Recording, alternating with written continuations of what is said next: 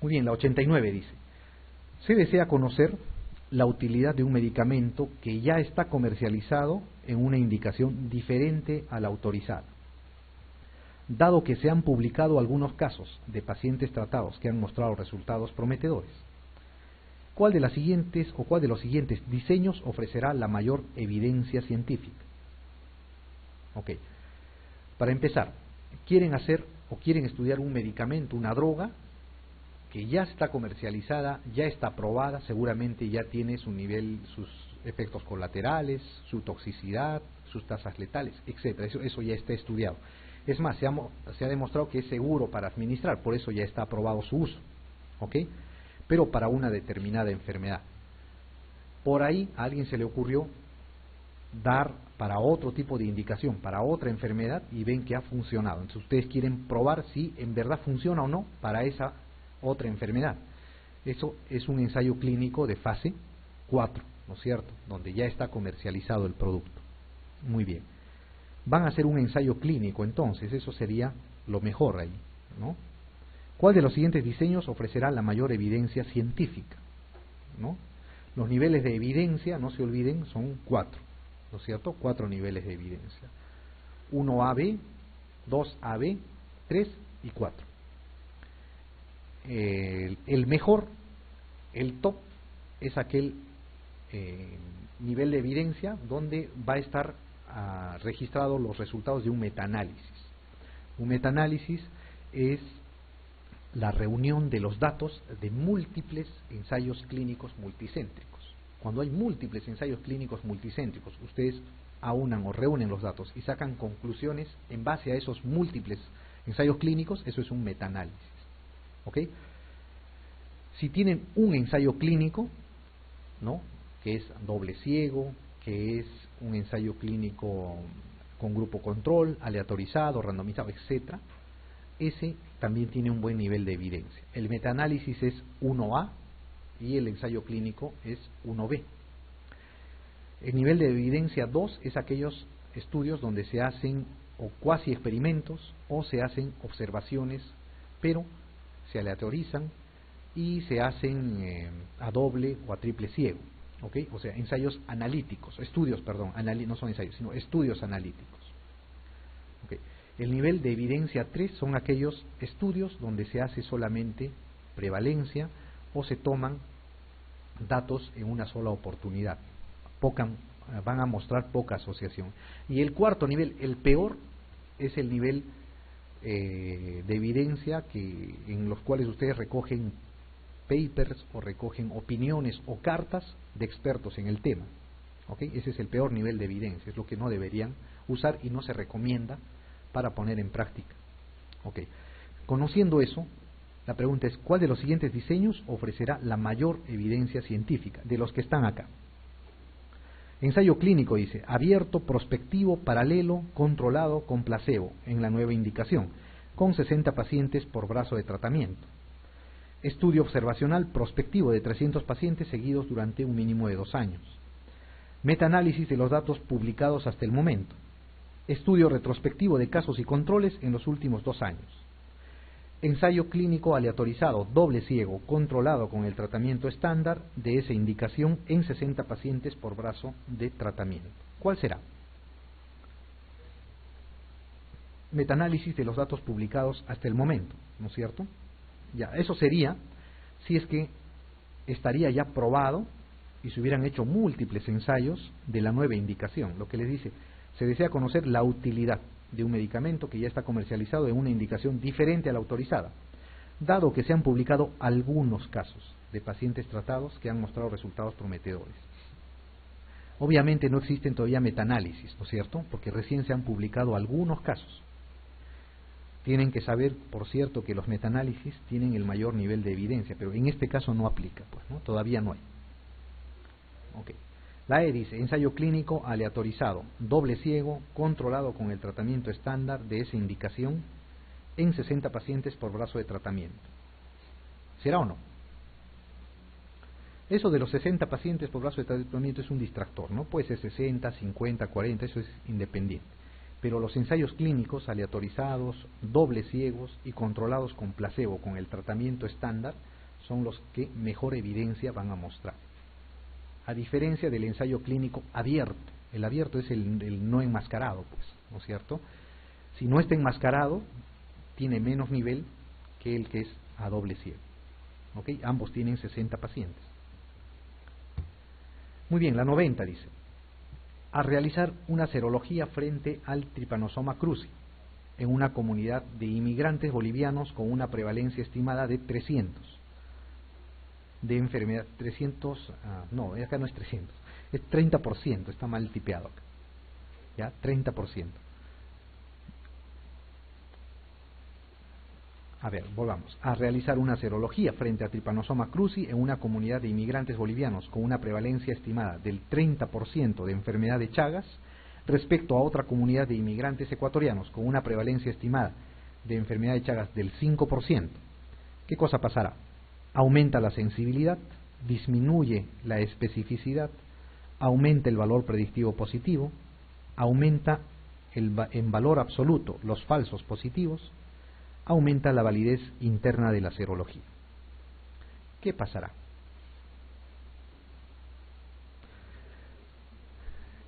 Claro, ¿qué cosa pasa acá, no?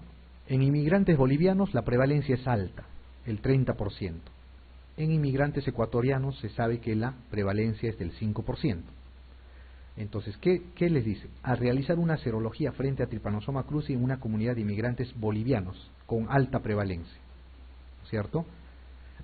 Respecto, o sea, comparado a otra comunidad de inmigrantes ecuatorianos con prevalencia baja. ¿Qué cosa pasará cuando hagan el estudio en los inmigrantes bolivianos con prevalencia alta? Aumentará la sensibilidad, disminuirá la especificidad. Saben que la sensibilidad y especificidad no dependen de la prevalencia, ¿no es cierto? Son datos inherentes a los test. Aumenta el valor predictivo positivo. Eso es cierto, ¿no es cierto? Va a aumentar el valor predictivo positivo. Muy bien. La 91 dice: la sensibilidad de una prueba diagnóstica mide. ¿Qué cosa mide la sensibilidad de una prueba diagnóstica? La proporción de casos de pacientes sin la enfermedad que presentan un resultado negativo de la prueba diagnóstica. La proporción de casos de pacientes sin la enfermedad que presentan un resultado positivo de la prueba diagnóstica. La proporción de pacientes que se someten a la prueba que tienen la enfermedad. La proporción de casos enfermos o de enfermos con resultado positivo en la prueba diagnóstica. La proporción de casos con resultado positivo de la prueba diagnóstica que son verdaderamente enfermos. ¿Qué cosa será la sensibilidad? No se olviden, la sensibilidad es la capacidad del test o de la prueba de identificar la enfermedad, ¿no? De diagnosticar la enfermedad. Eso es la sensibilidad, de diagnosticar enfermos. ¿Cuál será? La D, ¿no es cierto? La proporción de casos de enfermos con resultado positivo de la prueba diagnóstica. No, en la sensibilidad no. En la sensibilidad lo que te mide es cuántos de los enfermos coge el test, o sea, la capacidad del test de diagnosticar a los enfermos, ¿no? Eso te mide la sensibilidad. Claro, más o menos es así el tema. Cuando les hablan de sensibilidad, de especificidad y valores predictivos positivos y negativos, tienen que ver dos cosas. Uno, normalmente esos test se usan cuando se van a hacer screening, o sea, barridos, diagnóstico precoz, ¿ok? Entonces, ¿qué cosa tiene que tener un test de screening para ser bueno, para ser confiable? Uno tiene que tener una alta sensibilidad de inicio. Alta sensibilidad, o sea, tiene que captar a la mayor cantidad de enfermos posibles. No importa si hayan falsos positivos, no tiene que escaparse uno, digamos, que esté enfermo. O sea, todos los que están enfermos deberían salir positivos. Ese es el mejor test para hacer screening, ¿ok? Entonces, después de hacer el screening, tienen que hacer la confirmación de la enfermedad. Para la confirmación tienen que usar test que tengan alta especificidad ya también, ¿ok? O sea, lo primero es usar test que son altamente sensibles, Después tienen que usar test que son altamente específicos. ¿Para qué? Para confirmar la enfermedad. ¿Ok? Ahora, dependiendo de la prevalencia que tengan estas enfermedades, podrían tener los valores predictivos positivos altos o el valor predictivo negativo alto. Si la prevalencia es alta, probablemente los test que son altamente sensibles van a ser suficientes, ¿no es cierto? ¿Por qué? Porque el valor predictivo positivo va a ser alto, va a ser elevado. En cambio, si la enfermedad es rara, están obligados a hacer test confirmatorios. ¿Por qué? Porque van a sacar primero la sensibilidad y después tienen que hallar la especificidad. ¿Ok? Porque en esa población probablemente el valor predictivo negativo va a ser alto y eso les conviene, ¿no? Por el tema de la prevalencia. Muy bien, nos pasamos, ¿no es cierto? La 92 dice: ¿cuál de las siguientes herramientas resulta menos útil en la toma de decisiones sobre estrategias terapéuticas desde el enfoque de la gestión clínica? A. La medicina basada en la evidencia, las guías de práctica clínica, la búsqueda o las búsquedas sistemáticas de información como el TRIP Database, el PubMed, el Cochrane, los informes de evaluación de tecnologías sanitarias o la experiencia profesional individual. O sea, de los niveles de evidencia les preguntan, ¿no es cierto?, en la toma de decisiones sobre estrategias terapéuticas. ¿Cuál es el que tiene el valor más pobre, al que deben hacerle menos caso?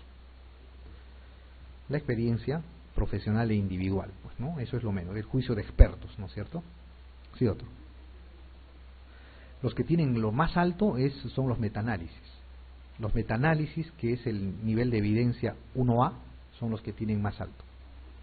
De estos, la medicina basada en evidencia te dicen que para tomar decisiones usa justamente los criterios de la medicina basada en evidencia, o sea, los grados de recomendación de los niveles de evidencia, ¿no es cierto? Entonces, eso se puede usar.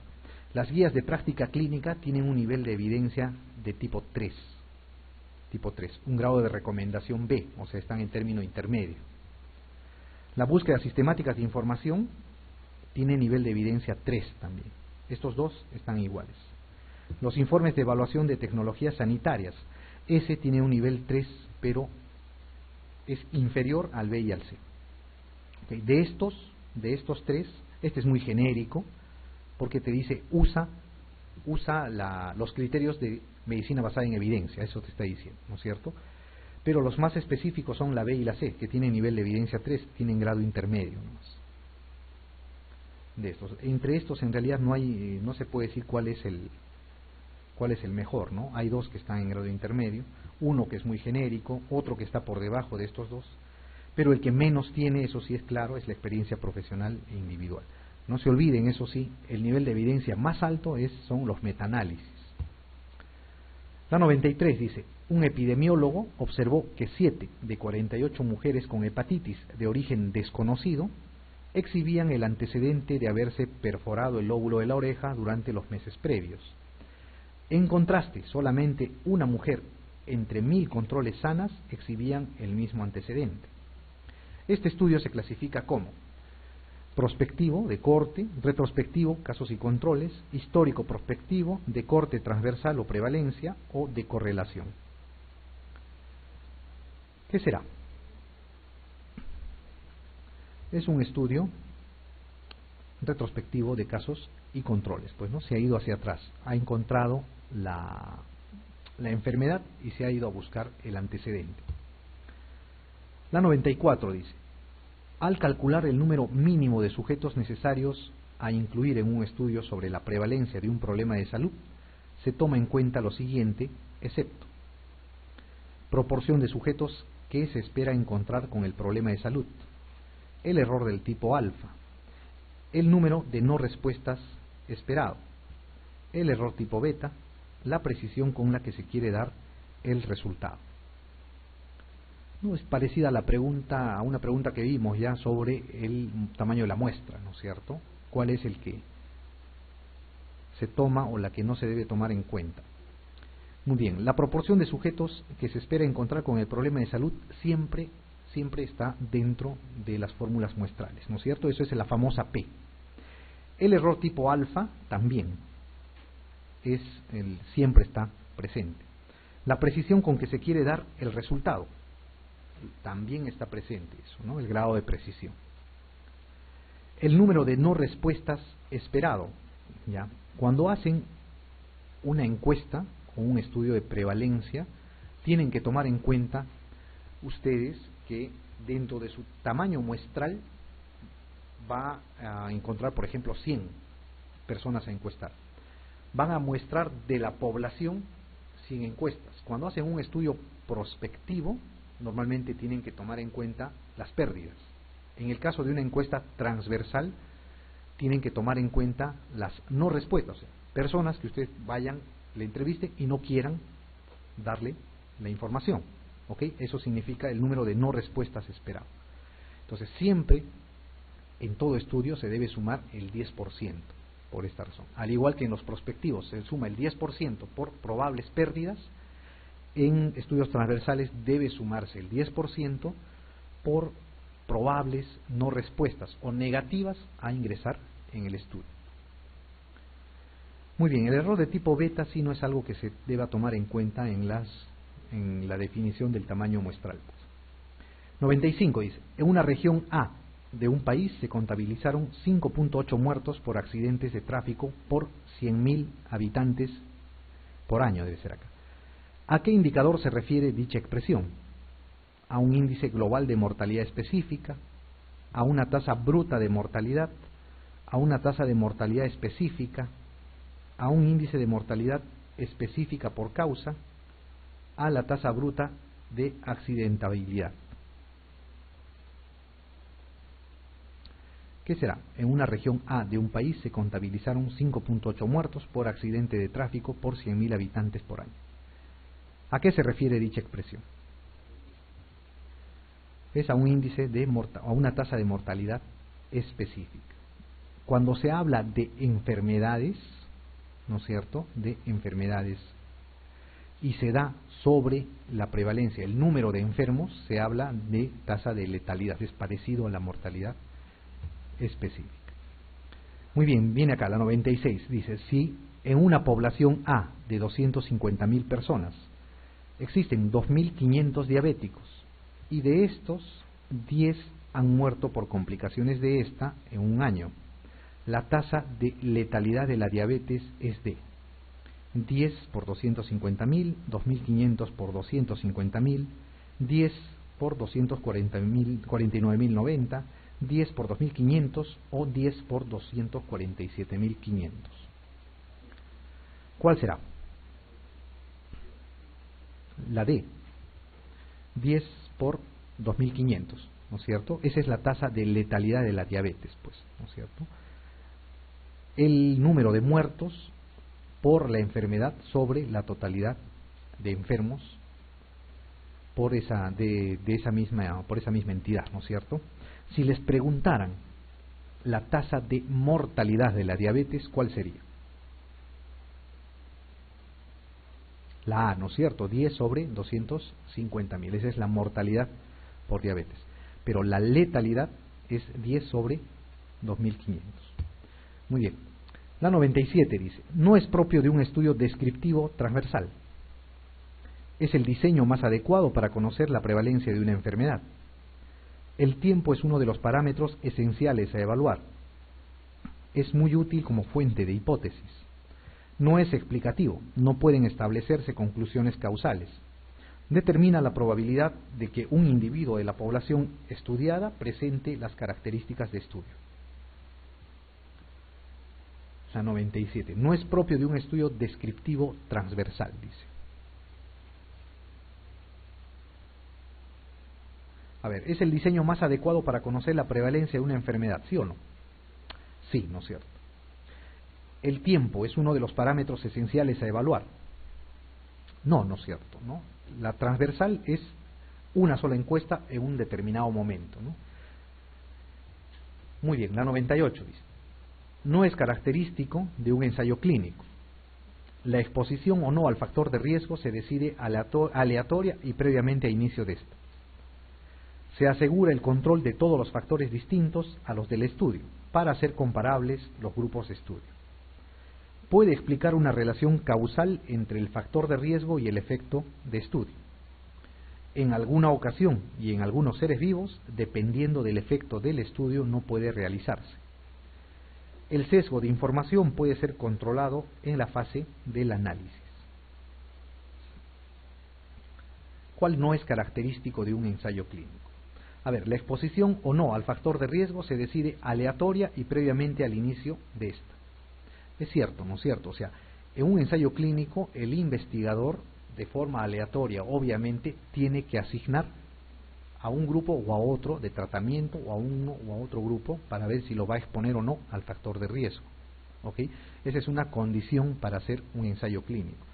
Se asegura el control de todos los factores distintos a los del estudio para hacer comparables los grupos de estudio.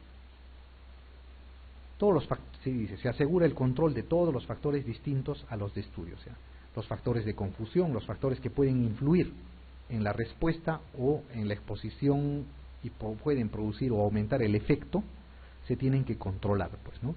Por eso cuando se hace una investigación o un ensayo clínico hay variables que se tienen que controlar para hacer la población homogénea. Pueden explicar una relación causal entre el factor de riesgo y el efecto, ¿no? Eso es cierto, es la esencia de un ensayo clínico. En alguna ocasión, en algunos seres vivos, dependiendo del efecto del estudio, no puede realizarse.